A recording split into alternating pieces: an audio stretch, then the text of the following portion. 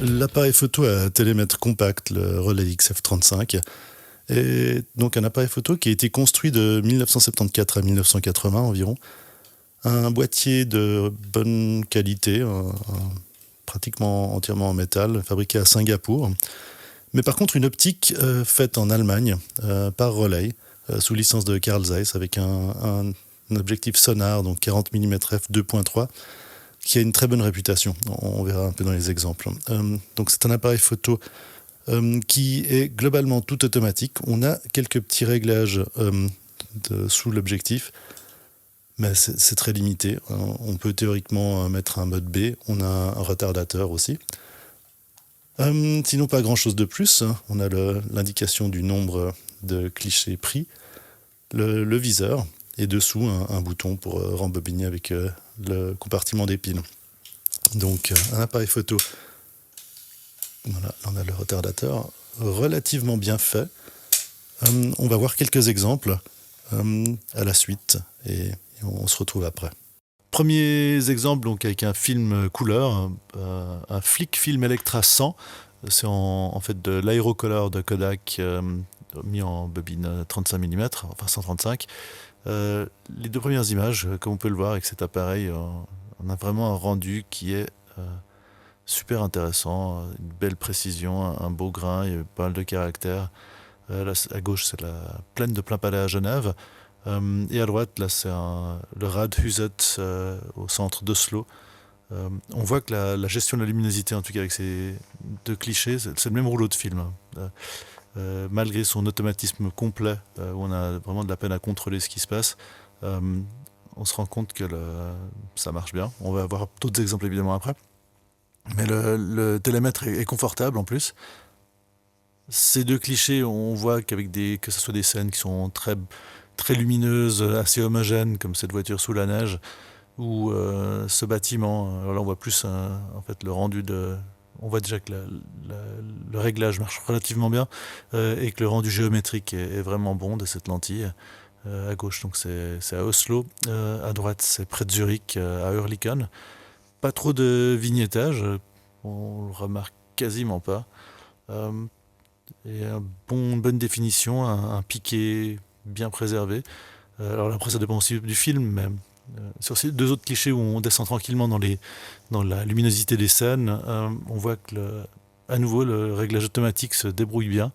Le rendu est bon, avec un film là qui est connu pour sa précision et sa définition, mais même en intérieur, quand on l'utilise, on a un peu l'impression que ça...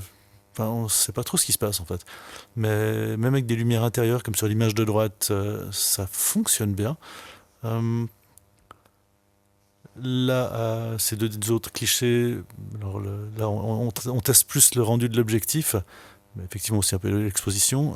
Exposition tout à fait correcte, avec un film pourtant assez sensible.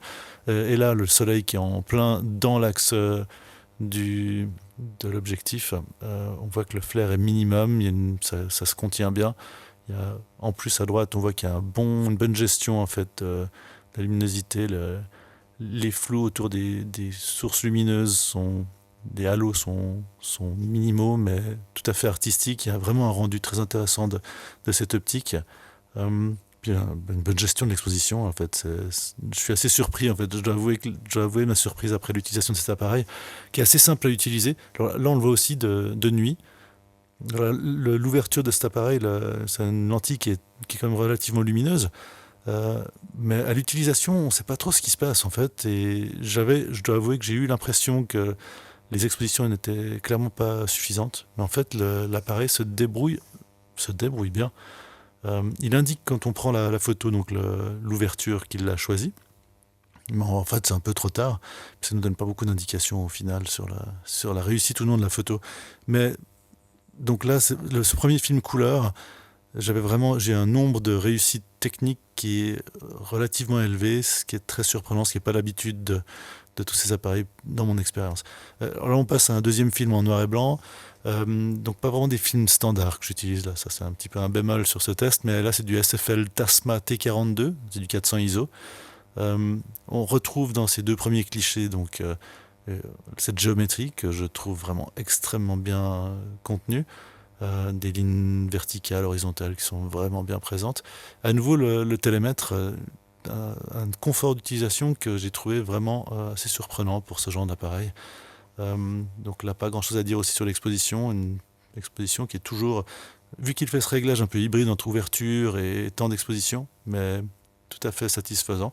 Même chose là, donc on se rend bien compte aussi sur ces deux clichés peut-être du rendu en proximité.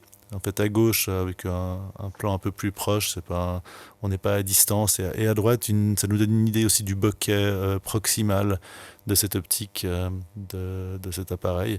Un bokeh qui est très doux, tout à fait de qualité, très artistique. Puis à nouveau, dans la réponse de l'appareil, c'est un appareil qui, sur le moment, était difficile à jauger, mais qui au final est vraiment facile d'utilisation. Et là, au moment où le train passait, là, le train est à grande vitesse, le déclenchement se fait vraiment au bon moment. C'est un appareil assez réactif. Ici, à nouveau, des images où la luminosité tranquillement baisse dans mes exemples, comme ce que je fais d'habitude. On voit que la gestion, alors pas grand-chose à dire sur la gestion de l'exposition.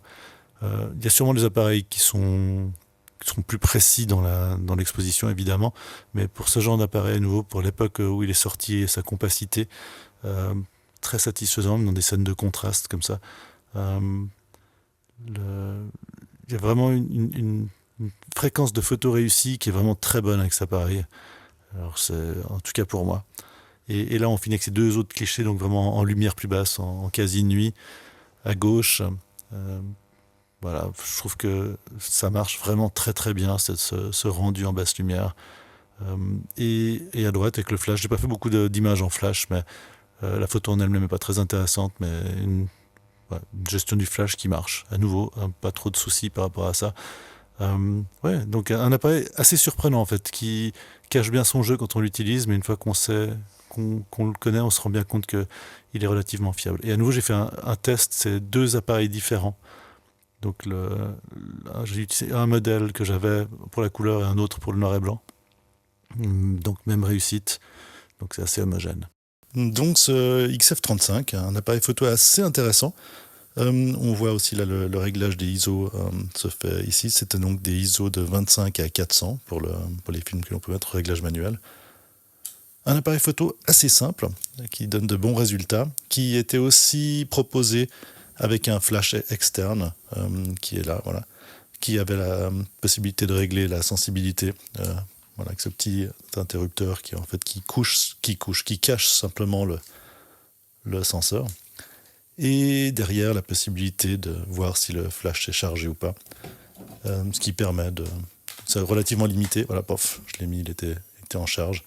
Relativement limité, mais une belle combinaison pour un appareil photo compact, globalement automatique, qui donne de bons résultats, avec une optique très particulière.